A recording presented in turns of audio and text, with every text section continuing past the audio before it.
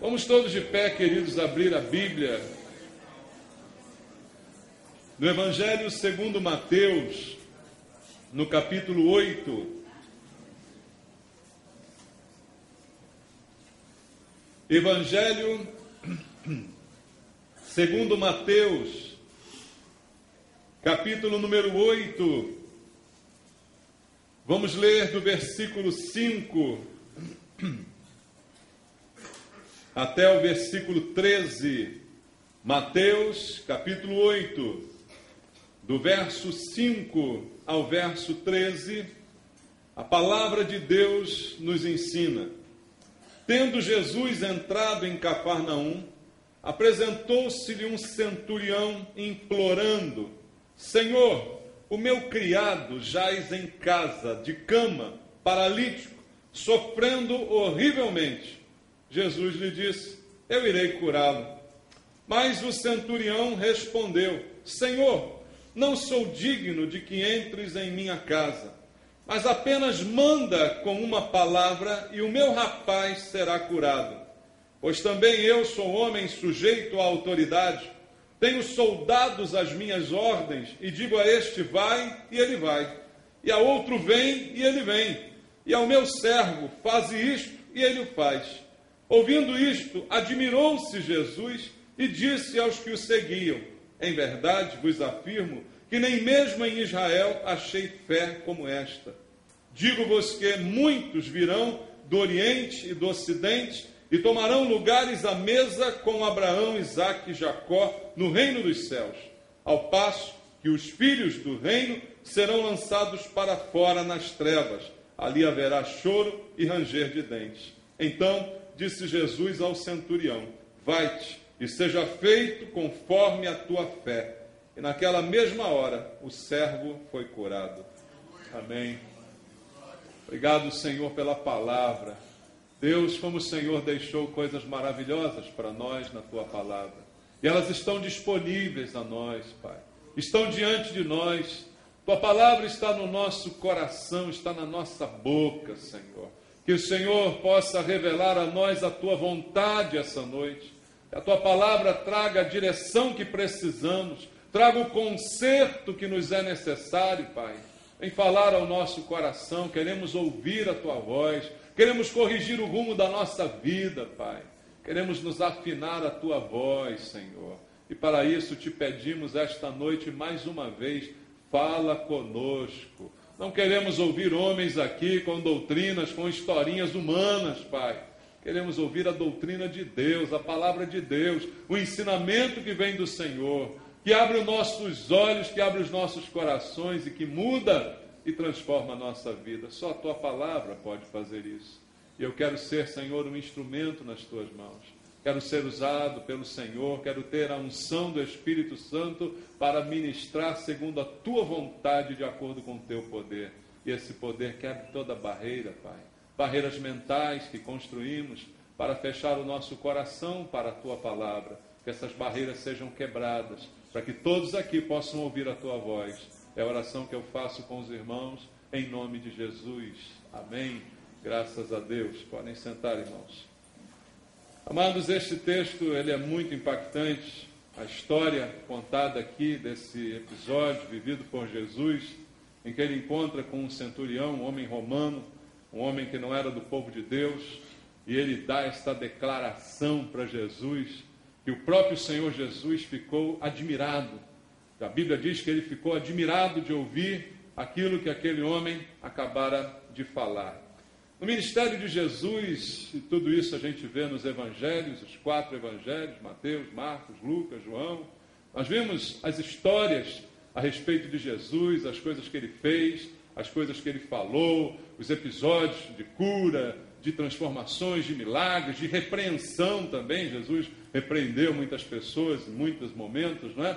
A gente vê essas histórias e no seu ministério nós percebemos que Jesus não era muito de dar elogios às pessoas. São raras as vezes que você vê Jesus na Bíblia, nos evangelhos, elogiando uma pessoa. Muito poucas as vezes o Senhor elogia. E por quê, queridos? Porque, às vezes, elogios são até prejudiciais. Muitas vezes o elogio não passa de uma bajulação interesseira, que nós proferimos, na verdade, com um desejo, com o intuito de conseguir alguma vantagem em troca deles. E outras vezes o elogio também se desfaz porque a pessoa que o recebe muitas vezes não está preparada para receber, e aí, como dizemos no popular, sobe a cabeça, não é? Então Jesus foi muito cuidadoso quando elogiava alguém, e poucas vezes ele fez isso.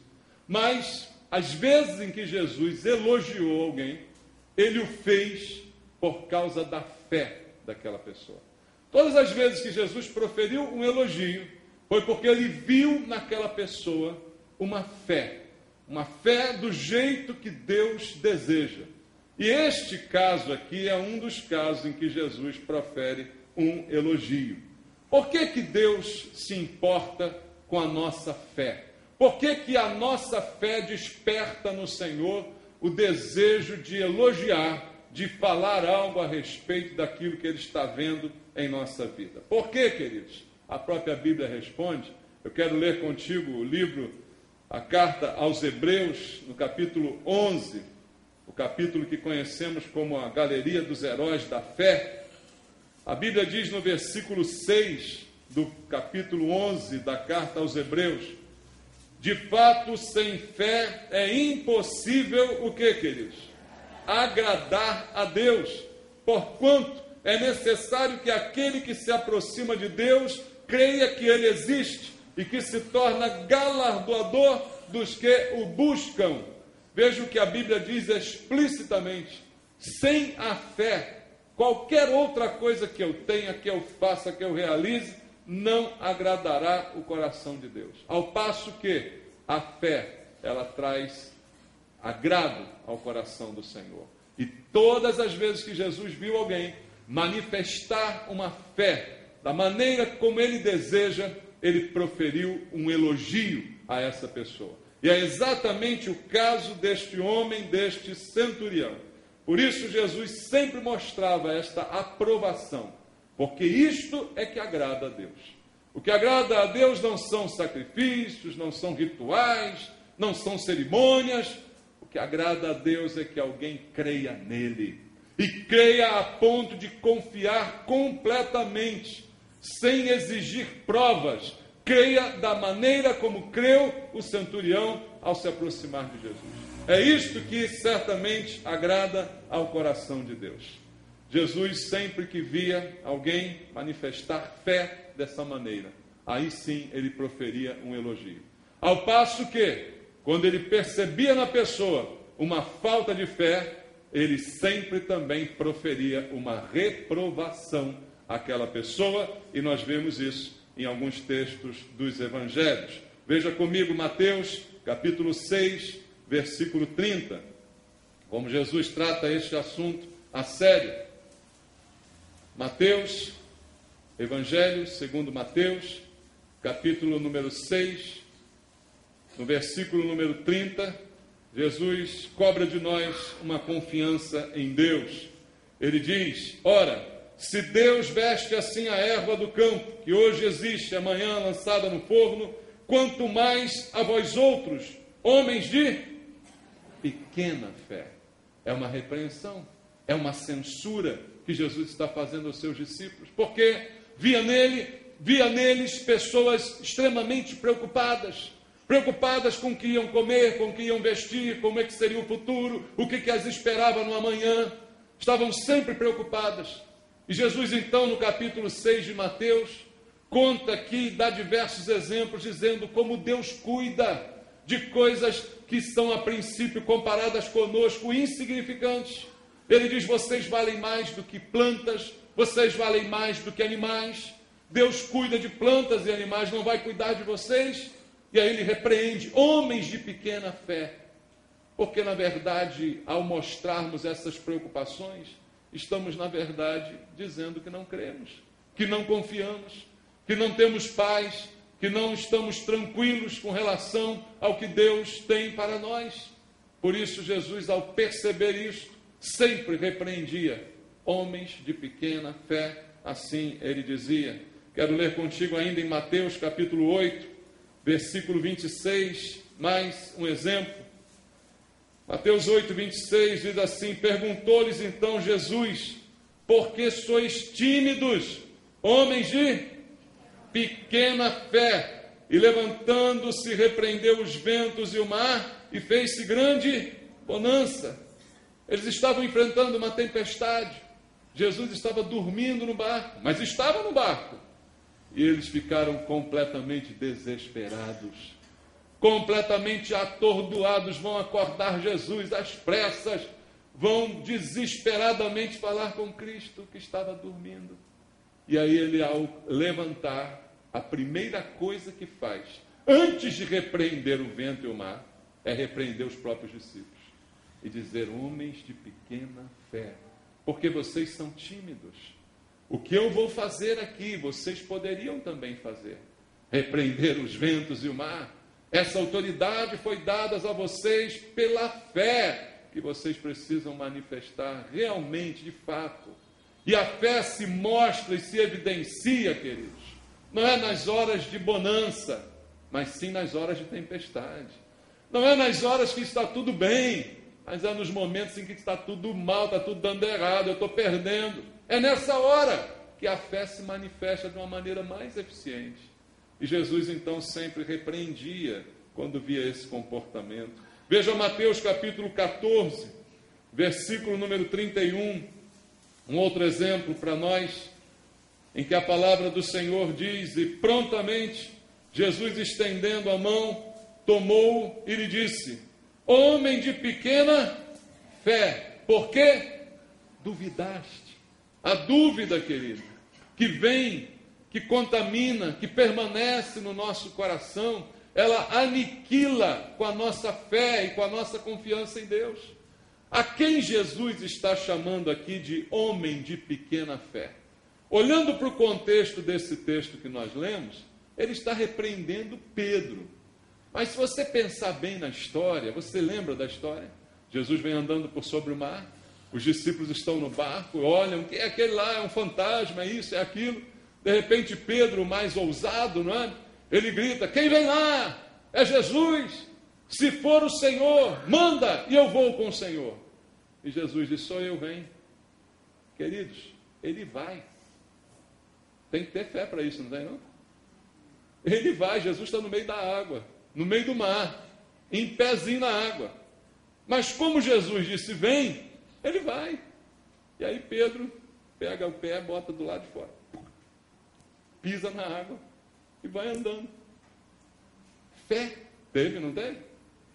Mas a Bíblia narra que no meio desta caminhada de fé, no meio desses passos milagrosos, de pisar na água e não afundar, ele olhando para Jesus e caminhando, de repente a Bíblia diz que ele olha para os ventos, olha para o mar, olha para as coisas, olha para a realidade, porque até agora ele está vivendo algo irreal, impensável, está andando por sobre as águas e não está afundando, mas está olhando para Jesus.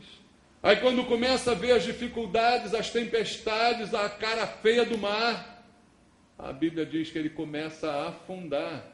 E nesse momento Jesus se aproxima dele, o segura pela mão, o ergue, não sem antes o repreender. E diz: por que você duvidou, homem de pequena fé? E veja, ele duvida depois que já aconteceu alguma coisa já sobrenatural, milagrosa. Porque se ele duvidasse no barco, ele não ia. Concorda? Ele não duvidou no barco. Ele não teve dúvida ao ponto de ir e fazer o mais difícil, que é sair do barco, sair da segurança do barco e botar o pé no mar. Mas no meio do caminho, ele duvidou. No meio do caminho parece que ele dá aquele estalo, né? Que é isso que eu estou fazendo aqui? Estou maluco? Estou andando em cima da água. E naquele momento ele duvidou. E Jesus disse: por que você duvidou, homem de pequena fé? Repreendeu mais uma vez. Sempre que Jesus via um comportamento assim, ele imediatamente repreendia. Mas, ao contrário, quando ele via alguém manifestar essa fé e essa confiança, não importa quem é a pessoa, ele elogia essa fé. Porque é isso que impressiona o coração de Deus. Guarde na sua cabeça, meu amado. O que impressiona o coração de Deus não é um cheque grande que você dá no dízimo. O que impressiona o coração de Deus não é qualquer tipo de sacrifício que você possa fazer, porque a maioria dos sacrifícios são interesseiros.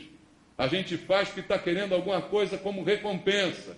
Então, o que impressiona o coração de Deus não é nada disso. O que impressiona o coração de Deus é uma fé manifestada de maneira simples, mas clara. Uma fé que confia plenamente, de maneira irrestrita no Senhor. E é isso que despertou um grande elogio de Jesus no texto que nós lemos aqui, e eu quero voltar a ele no capítulo 8 de Mateus, o texto que nós lemos inicialmente. O versículo 10 desse texto mostra qual a reação de Jesus às palavras daquele homem. Diz assim: ouvindo isto, admirou-se Jesus e disse aos que o seguiam: em verdade vos afirmo que nem mesmo em Israel achei fé como esta. Nem mesmo no meio do povo que já teve experiências com Deus, nem mesmo no meio do povo que já viu milagres, que já presenciou na sua própria vida feitos maravilhosos que eu mesmo já havia realizado. Nem mesmo nesse povo eu vi uma fé como esta, de um homem romano, a princípio pagão, que não tinha nenhuma origem em relação à fé judaica, mas Jesus disse, admirado, não vi em outro lugar, mesmo aqui em Israel, alguém com uma fé da maneira que esse homem está apresentando.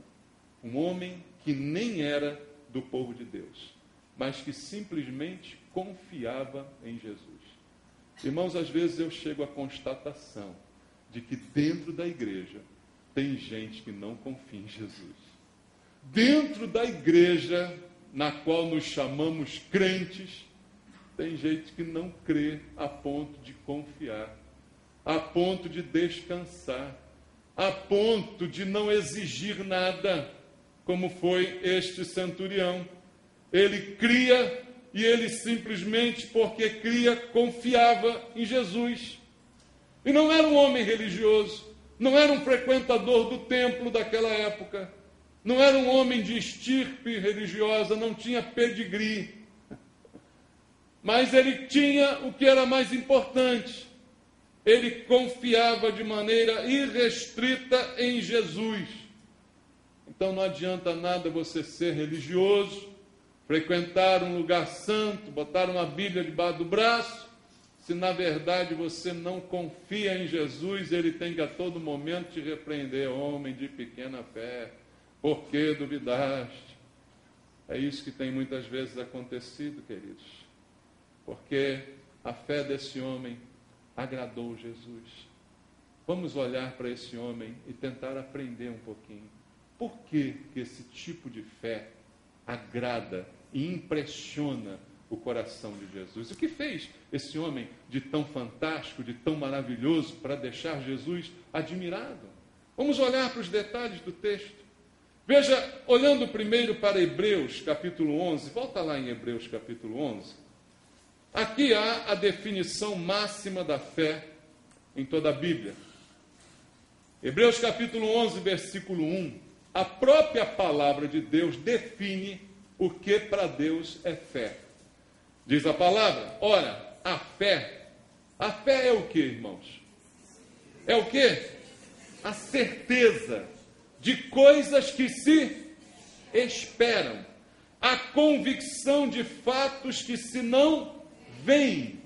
Veja, a fé é uma certeza de algo que eu não vejo ainda, de algo que eu estou apenas esperando, mas eu tenho uma convicção de que vai acontecer. Eu tenho uma certeza que não é baseada naquilo que eu vejo, mas naquilo que eu creio. Talvez o que eu veja seja completamente desanimador. Talvez a realidade que os meus olhos contemplem seja completamente frustrante. Mas a fé me faz ver além da realidade. Ela me dá a certeza daquilo que eu espero e ela me dá a convicção interior em fatos que eu não estou vendo, mas eu já tenho certeza de que vão acontecer. Essa é a definição de fé. E às vezes nós dizemos que temos fé. Será que temos mesmo? Por que aquele centurião agradou a Jesus? Porque o centurião, quando foi pedir a cura do seu servo, veja, não era nem a dele, não era nem da família dele, não era nem de um parente, não era nem benefício próprio. Ele foi pedir a cura de um servo dele, que o servia, que ele certamente admirava, gostava, amava. Amém. Mas ele vai pedir a cura desse homem que está terrivelmente enfermo. E quando ele fala com Jesus sobre a cura, e Jesus dá uma resposta, que era a resposta que qualquer um gostaria de ouvir: eu irei curá-lo. Não foi isso que Jesus disse? Ele disse: Senhor, eu estou aqui com esse problema, meu servo está lá em casa, está assim, assim, assado. E Jesus simplesmente diz para ele: eu irei curá-lo. Que coisa maravilhosa! Algumas pessoas, em alguns momentos, não foram atendidas imediatamente por Jesus. A mulher cananeia, você viu o perrengue que ela passou, né? Para conseguir ser atendida por Jesus. Mas esse homem romano, imediatamente ao falar, Jesus disse: eu vou curar. Aí ele complica o jogo.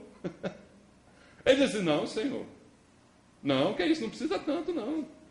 Não precisa só ir lá em casa, que é isso, imagina. O Senhor do Senhor, não precisa não. Eu não sou nem judeu, mas eu sei, eu entendo de autoridade. E eu reconheço a tua autoridade. Assim como eu tenho autoridade sobre aqueles que eu comando, eu sei que o Senhor tem toda a autoridade. Então o Senhor não precisa nem se dar o trabalho de ir lá em casa. Se o Senhor mandar com uma palavra, é o suficiente. O que é isso?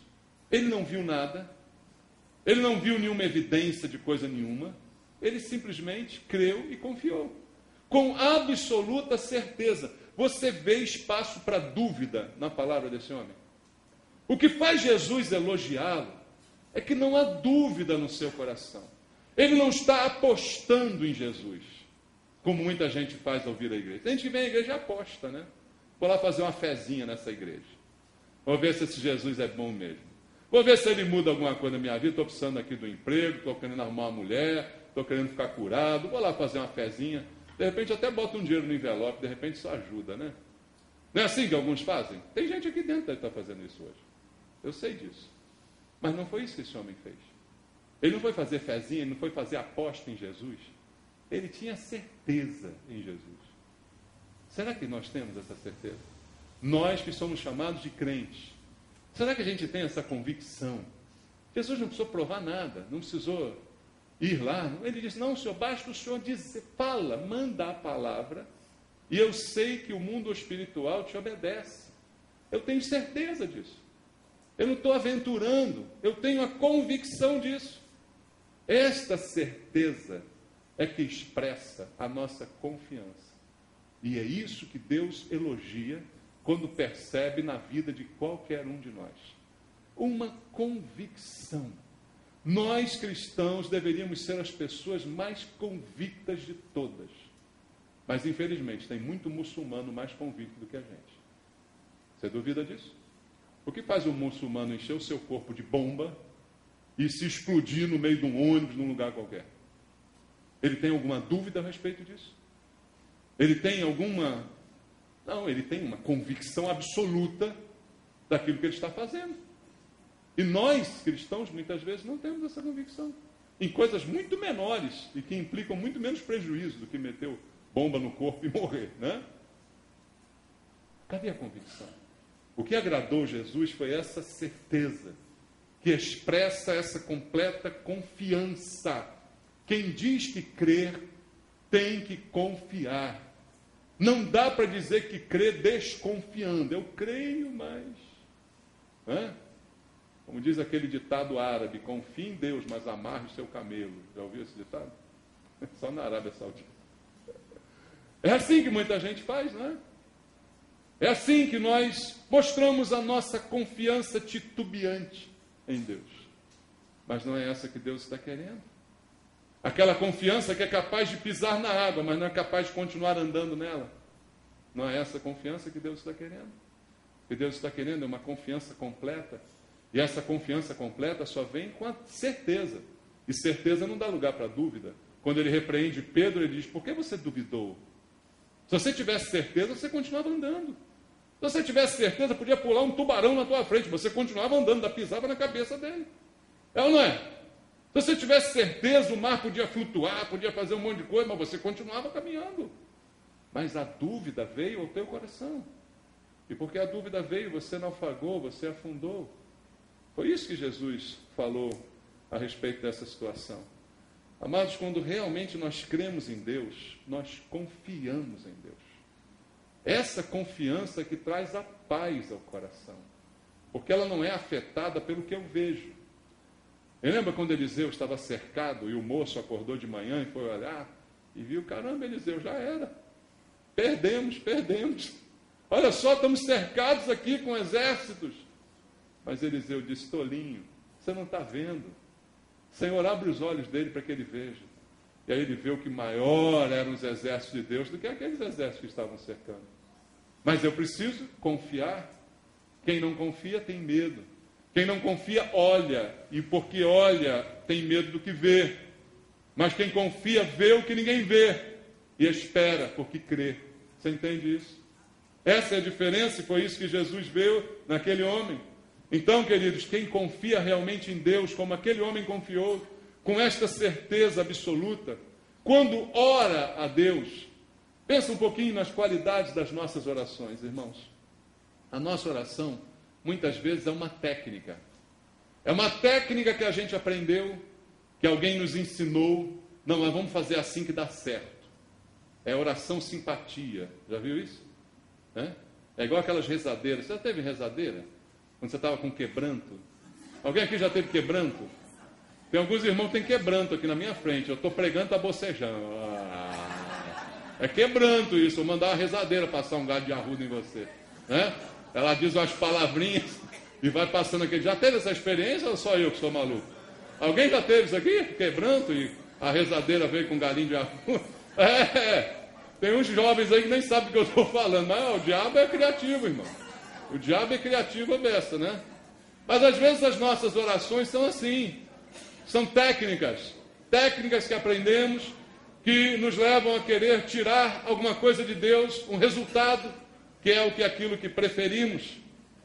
Mas quando nós confiamos em Deus, quando nós temos certeza e convicção, nós oramos também. Só que a nossa oração é uma expressão de intimidade com Deus. Não é uma técnica para forçar Deus a fazer alguma coisa que eu quero. A nossa oração passa a ser um momento de intimidade com o Senhor. É um momento em que eu posso abrir o meu coração, como fez Ezequias esta manhã aqui. Em que eu posso chorar diante do Senhor. Em que eu posso abrir meu coração, todas as mágoas colocar diante dele, todas as minhas frustrações, todas as minhas infelicidades. Porque eu sei que há um Deus que cuida de mim. Então a minha oração pode ser esse momento de intimidade.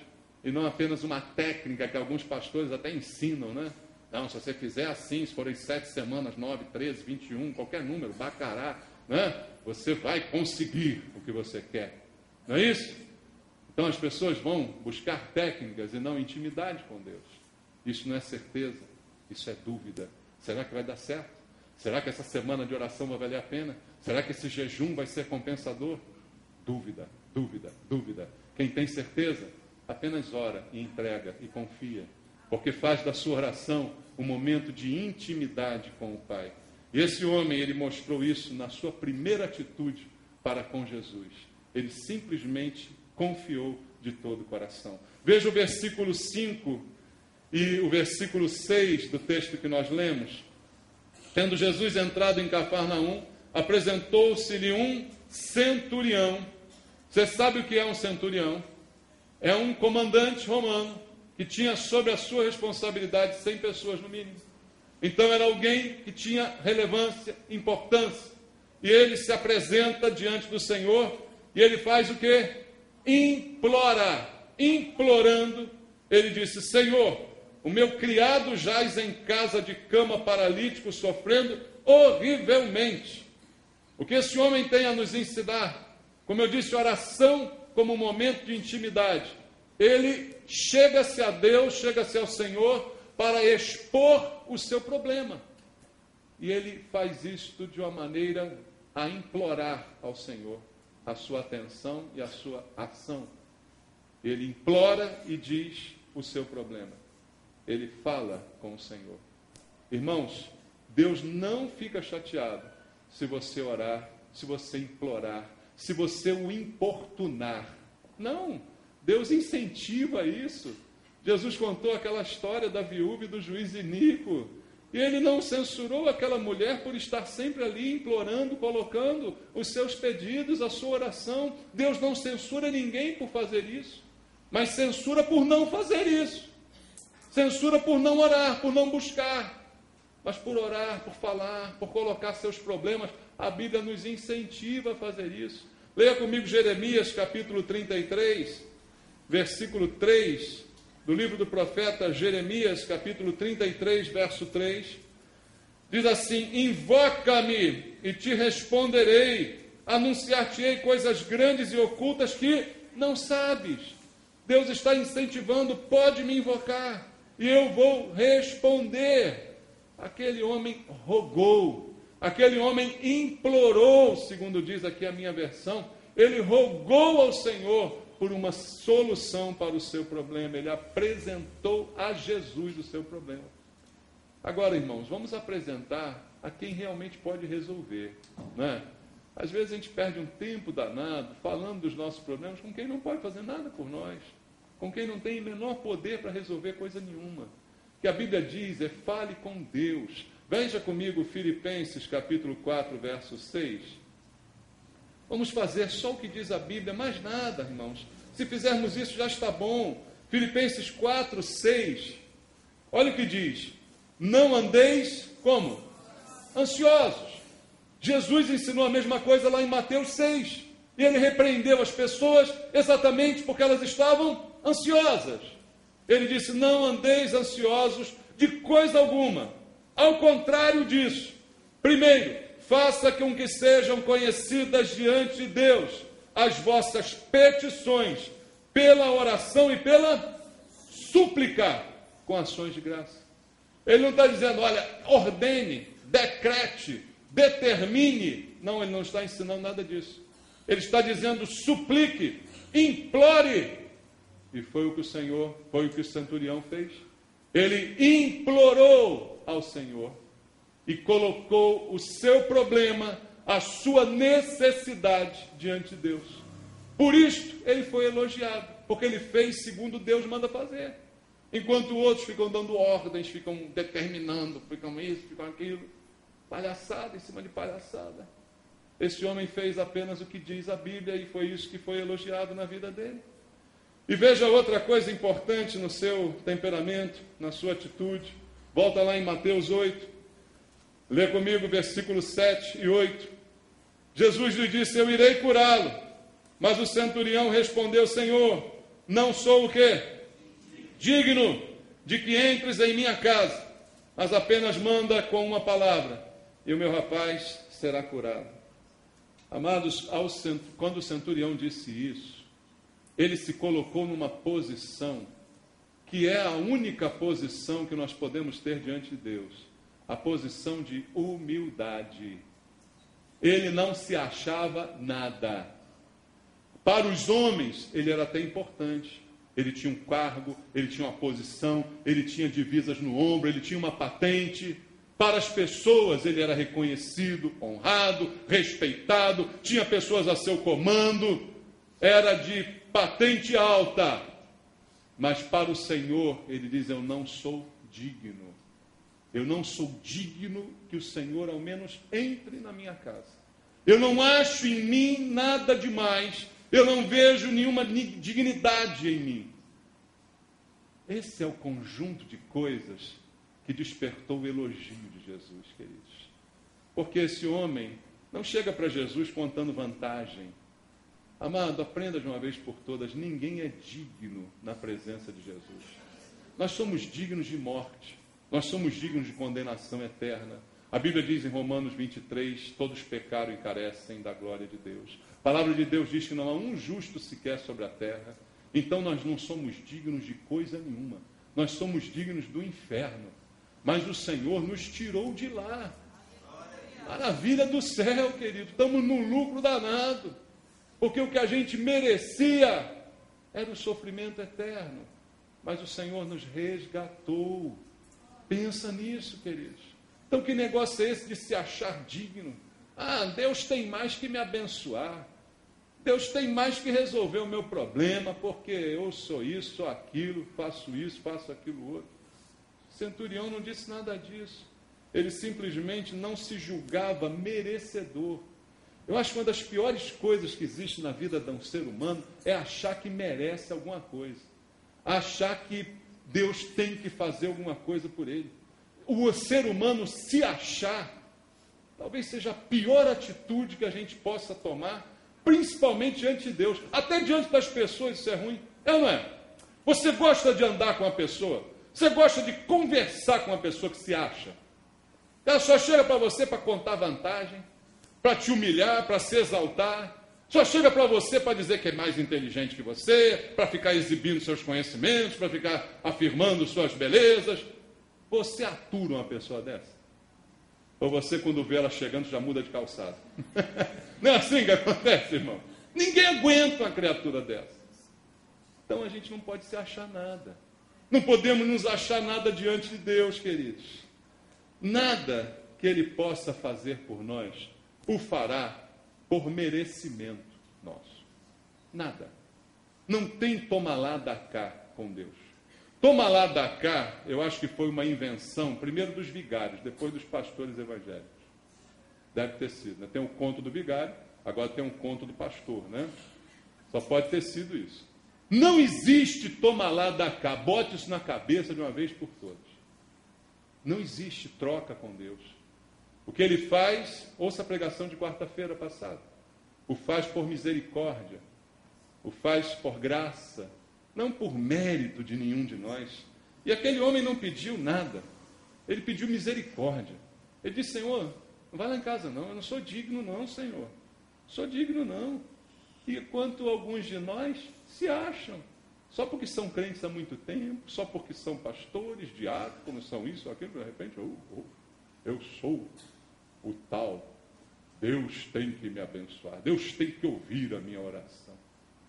Toque, toque, toque, acorda, tá? Se enxerga, criatura. Não tem nada disso.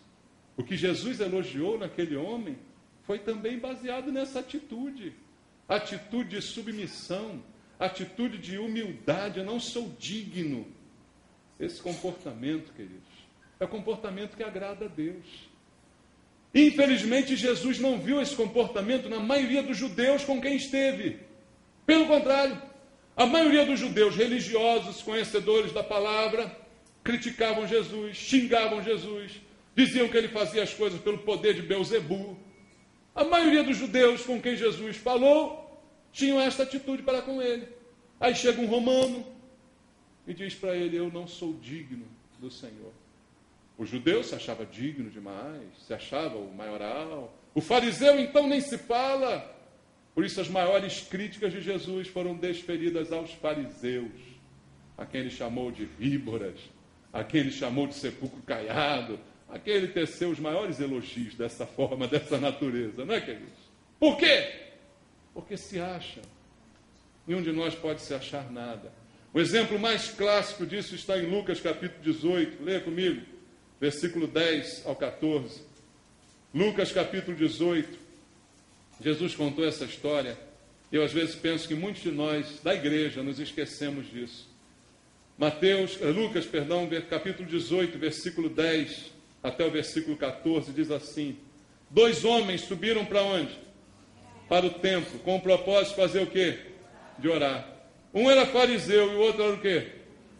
Só para explicar, fariseu, religioso, extremamente religioso, conhecia a Bíblia todinha de cabo a rabo, sabia um monte de versículo de cor. Fariseu, assim ele era. O outro era o quê? Publicano. Quem era o publicano? Cobrador de impostos, um judeu que virou a casaca. Um judeu que cobrava impostos aos próprios judeus para os romanos. Um cara que trabalhava para os dominadores e que não apenas cobrava impostos, mas que normalmente roubava nos impostos, cobrava mais para ficar com um pouquinho para ele. Um homem corrupto, como a maioria dos nossos políticos. Assim era o publicano. São esses os personagens da história contada por Jesus. O fariseu, posto de pé, orava. Como é que ele orava? De si para si mesmo. Eu pensei que a oração era de nós para Deus, né? Mas Jesus, quando diz como o cara orava, já começa arrasando o cara, né? Já sei, ele orava dele para ele mesmo. Querido, será que às vezes a gente ora de nós para nós mesmos? Ou pior, de nós para os outros, né? Às vezes a gente faz nossa oração para dar recado para os outros, viu? Não é assim? É pior ainda, né? Que nem para nós o recado é para o outro. Aquele homem estava orando dele para ele mesmo. Será que a gente às vezes faz isso? Mas foi assim que Jesus descreveu a sua oração.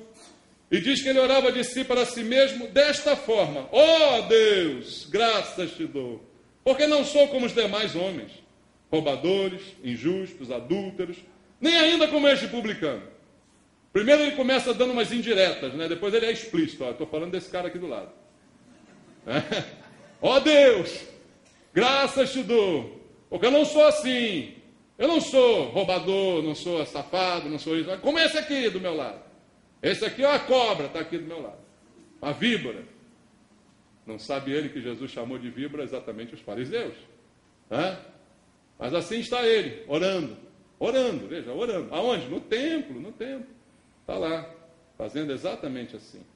E aí continua dando o seu currículo: jejuo 2 vezes por semana, olha, e dou o dízimo de tudo quanto ganho. O Senhor tem mais é que me abençoar. Ai do Senhor se não me abençoar, eu vou passar a fazer tudo errado. Não é assim? Não parece assim essa oração? O publicano, coitado do safado, do lado, estando em pé, longe, não ousava nem ainda levantar os olhos aos céus, porque no seu íntimo, no seu coração, sabia que não era digno de estar ali, não era digno de estar no templo, não era digno de olhar para cima, não era digno de encarar Deus, porque naquele momento estava sendo confrontado com todos os seus pecados, com toda a sua indignidade. Nem ainda ousava levantar os olhos aos céus, mas batia no peito dizendo: ó Deus, sê propício a mim, pecador. Ele não está dizendo o seu currículo, ele diz assim: meu currículo é o seguinte, Senhor, eu sou um pecador. O meu currículo é: eu sou realmente um safado, eu sou tudo isso que esse cara aqui está dizendo, sou eu mesmo. Eu sou isso. Eu não ouso nem levantar os meus olhos para falar com o Senhor, porque eu acho que eu não mereço nada. Mas eu estou aqui só pedindo ao Senhor: seja propício a mim. Propício, quer dizer, se volte para mim com algum favor. Se volte para mim com alguma benevolência.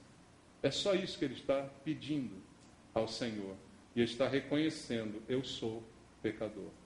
O centurião, quando falou com Jesus, assumiu a mesma atitude. Ele disse: eu não sou digno do Senhor. Eu não tenho vantagem nenhuma para contar para o Senhor. Eu estou precisando da misericórdia do Senhor. Eu estou precisando que o Senhor atue na minha vida, não porque eu mereço, mas porque o Senhor é bom e porque eu sei que o Senhor é misericordioso. Jesus, quando contou essa história do publicano e do fariseu, ele termina assim no versículo 14. Digo-vos que este desceu justificado para a sua casa. De quem ele está falando? Do publicano. E ele diz: o publicano foi para casa como? Justificado. Você sabe o que é isso? Tornado justo. O safado volta para casa justo. É isso que Jesus fez. Qualquer semelhança conosco não é mera coincidência, é verdade mesmo. Entendeu? Nós somos os safados que Deus justificou. Quando você lê lá em Romanos capítulo 5, está escrito: justificados, pois, mediante a fé, temos paz com Deus, porque fomos justificados. Não somos justos, mas a justiça nos foi atribuída. Não porque tiramos vantagens diante de Deus, mas porque o recebemos com toda a humildade do nosso coração. É isso que muda a vida de alguém. E é isso que faz diferença no coração de Deus e faz o Senhor elogiar aquele homem, porque ele não se julgava merecedor de coisa nenhuma. E aí, por fim, queridos, volta lá em Mateus capítulo 8, o versículo 9, vem a grande declaração desse homem que espantou o coração de Jesus. Pois também eu sou homem sujeito à autoridade. Tenho soldados às minhas ordens e digo a este: vai, ele vai, a outro vem, ele vem, e ao meu servo faze isto, e ele o faz. Eu sei o que é isso, Jesus. Eu sei que eu não sou digno que o Senhor vá lá. Mas eu sei que se a palavra do Senhor for mandada, isso vai acontecer. Por quê? Porque eu estou acostumado com a autoridade. Sabe qual é o problema de nós aqui? Muitos de nós, é que nós não estamos acostumados com a autoridade. Nós não reconhecemos a autoridade. Nós ofendemos a autoridade. Nós nos opomos à autoridade. Nós nos achamos no direito de desafiar a autoridade. Nós somos muito abusados. E é por isso que tantos sofrem tanto. Por isso que tantos não são justificados, nem vão para casa se tornando justos. O Senhor nos dá uma lição através da vida desse homem que simplesmente reconhece o poder e a autoridade de Jesus. Ele, a autoridade entre o povo, mas reconhece alguém que tem maior autoridade do que ele. E o que ele faz é reconhecer que Jesus é o Senhor. Veja, aquele homem, eu posso dizer, ele se converteu naquele momento. Porque o que é converter-se? A não ser render-se a Cristo e reconhecer o seu senhorio. Converter-se é isso. Ele se rende, ele diz, não sou digno, e ao mesmo tempo reconhece o Senhor é Senhor. Se o Senhor mandar, vai acontecer. Por isso, ele é elogiado por Jesus. Nós precisamos, queridos, aprender um pouco com esse homem. Confiar que Jesus tem toda a autoridade sobre qualquer situação. Não há nada difícil demais para o Senhor. Não há nada impossível para o Senhor. Não há nada que não esteja ao alcance do Senhor, pelo menos do meu Senhor, não sei qual é o seu. Porque o meu não tem impossíveis para ele, irmão.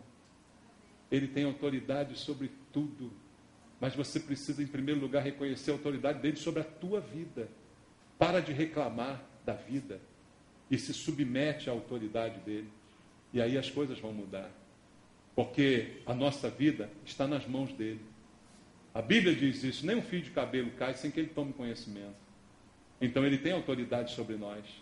Mas ao invés de reconhecermos isso, questionamos a sua autoridade. Questionamos a sua vontade. Questionamos os seus atos, os seus feitos. É essa postura que muitos têm adotado, queridos. E isso certamente não vai receber nenhum elogio de Jesus. Muito pelo contrário. Repreensão e repreensão séria, irmãos. Eu acredito que se a nossa fé for assim como a desse homem, ela será apenas o que deveria ser. Nada de extraordinário. Apenas o que deveria ser. A fé de qualquer um que diz que crê em Deus. A fé só pode ser dessa forma. Não pode ser de maneira diferente. E se ela for assim, ela vai produzir resultados. Certamente produzirá resultados, como produziu na vida daquele homem. Ao invés de depender de resultados, a fé assim produz resultados. Há pessoas que têm uma fé que depende de resultados. Ela fica olhando. Se acontecer, então eu creio em Deus. Então Deus é digno realmente da minha confiança. Se der certo, aí eu vou dar uma confiançazinha para esse Deus aí. Vou dar uma colher de chá para ele. Acho que eu vou até acreditar nele. Eu vou até botar a Bíblia no braço e vou para a igreja. Se acontecer, né? Porque senão eu vou para o mundão. O carnaval está chegando. Ana, não é assim que muita gente faz? É assim, queridos. Por quê? Porque depende de resultado. A nossa fé não depende de resultado. Pelo contrário, a nossa fé produz resultados. Nossa fé, como é do jeito que Deus quer, ela é produtiva. Porque ela promove um elogio da parte de Deus que age, que opera em nossas vidas. E foi exatamente isso que aconteceu. Jesus mandou a palavra. E naquela hora, o homem foi curado. Lá na casa do centurião. A cura chegou. Simplesmente pela palavra mandada por Jesus. Mesmo produzindo resultados, eu quero deixar um último conceito contigo. A fé, eu disse, produz resultados. Não depende de resultados. Mas mesmo produzindo resultados, nem sempre o resultado é aquilo que eu quero, queridos. Nem sempre o resultado é aquilo que eu desejo. Deus é soberano e poderoso para fazer da maneira que Ele desejar. Guarde isso no teu coração e um último versículo eu quero ler com você. Hebreus, capítulo 11, o capítulo dos heróis da fé, do versículo 35 ao versículo 40. Ao mencionar os heróis da fé, a Bíblia diz tantas coisas que esses homens e mulheres fizeram pela fé. Mas lá no final, a partir do verso 35, ele diz assim: mulheres receberam pela ressurreição os seus mortos. Alguns foram torturados, não aceitando seu resgate para obterem superior ressurreição. Outros, por sua vez, passaram pela prova de escárnios e açoites, sim, e até de algemas e prisões. Foram apedrejados, provados, cerrados pelo meio, mortos a fio de espada. Andaram peregrinos, vestidos de pele de ovelhas e cabras, necessitados, afligidos, maltratados, homens dos quais o mundo não era digno, errantes pelos desertos, pelos montes, pelas covas, pelos antros da terra. Ora, todos estes que obtiveram bom testemunho por sua fé, não obtiveram, contudo, a concretização da promessa, por haver Deus provido coisas superiores a nosso respeito, para que eles sem nós não fossem aperfeiçoados. Homens e mulheres que realizaram coisas maravilhosas por sua fé, mas alguns também por sua fé suportaram os mais atrozes sofrimentos, como diz a palavra de Deus. E todos estes citados em Hebreus 11 são heróis do Antigo Testamento. E o autor de Hebreus termina dizendo que eles não obtiveram a concretização da promessa maior, que só nós estamos desfrutando agora, que era a vinda de Jesus. Isso é para a nossa era, é para a era da igreja. Nós é que estamos desfrutando daquilo que eles já criam e esperavam, e nós estamos agora recebendo. Portanto, a nossa situação é ainda melhor e superior à de qualquer um dos personagens descritos em Hebreus capítulo 11. O que precisa de mudar, queridos, são as nossas atitudes, são a nossa maneira de crer, de falar, de enxergar as coisas, a confiança irrestrita que precisamos ter para com Deus. Essa é a fé que Deus quer ver em nós e que vai provocar elogios no Senhor. Não alguma coisa maravilhosa que você faça, mas simplesmente que você apenas confie no Senhor. E principalmente no meio das lutas, dos problemas, das dificuldades, dos sofrimentos da vida, que você possa dizer: eu confio no Senhor. Eu creio que se Ele mandar apenas uma palavra, vai acontecer. Porque eu não sou digno de que Ele faça alguma coisa por mim, mas eu sei da sua bondade, da sua misericórdia. E seja esta a tua fé, porque esta é a única que agrada a Deus. O resto é o resto. Amém? Vamos louvar ao Senhor nosso Deus. Cada vez que a minha fé é provada, tu me dás a chance de crescer um pouco mais. As montanhas e vales, desertos e mares que atravesso me levam pra perto de ti. Minhas provações não são maiores que o meu Deus e não vão me impedir de caminhar. Se diante de mim não se abrir o mar, Deus vai me fazer andar por sobre as águas, rompendo em fé. Minha vida se refletirá no teu poder, rompendo em fé. Com ousadia vou mover do sobrenatural. Vou lutar e vencer, vou plantar e colher. A cada dia vou viver, rompendo em fé. Glória a Deus. Senhor, nós queremos aqui essa noite declarar a nossa confiança irrestrita no Senhor. Independente daquilo que esteja diante de nós, independente daquilo que os nossos olhos estão vendo, nós confiamos no Senhor. E nós temos a certeza de que o Senhor está operando e trabalhando em nosso favor. Não porque merecemos algo do Senhor, mas porque simplesmente confiamos no Senhor. Você, meu irmão, minha irmã, que tem sentido que a sua fé tem enfraquecido, tem sentido que talvez o Senhor possa dizer para você, homem, mulher de pequena fé, por que você está duvidando? Se é contigo que Deus está falando, eu quero orar por você. Saia do seu lugar, venha aqui orar junto comigo. Venha aqui pedir a Deus que Ele venha trazer uma porção da fé, porque a fé é um dom de Deus, queridos. A fé, a Bíblia diz, é um dom de Deus. Ele venha encher a tua vida, o teu coração com esta porção de fé que você necessita para ter a confiança completa e plena no Senhor. Para que Ele não precise repreender você dizendo, homem, mulher de pequena fé, por que você duvidou? Deus está querendo mostrar para você essa noite que Ele é poderoso para fazer muito mais do que você imagina. Amado, eu quero orar por esses irmãos, por essas irmãs, pedindo ao Senhor que o sobrenatural aconteça na vida delas, Pai, na vida deles. Meu Deus, em nome de Jesus, promove a fé, Senhor. Um dom de Deus seja derramado nesses corações. Que esta certeza brote de dentro de nós, Pai. Não há um método para isso. Não há alguma instrução para isso. É apenas uma convicção. É apenas uma certeza que temos no profundo do nosso ser de que o Senhor é bom e poderoso. E de que o Senhor fará aquilo que esperamos. Não porque merecemos algo de Deus, mas pela sua infinita bondade e misericórdia. Pai Santo, trata com esses irmãos, Pai.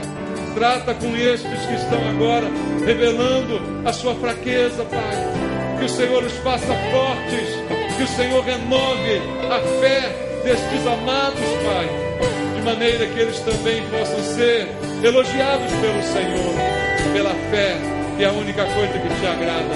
Eu oro por eles, Pai, juntamente com a igreja, em nome de Jesus. Amém. Deus abençoe você, meu irmão, minha irmã. Que Deus fortaleça a sua vida espiritual, em nome de Jesus. Vamos louvar. Os irmãos vão distribuir a ceia do Senhor. Examine o teu coração e participa, se você é cristão. Cada vez que a minha fé é provada, Tu me dás a chance de crescer um pouco mais. As montanhas e vales, desertos e mares que atravessam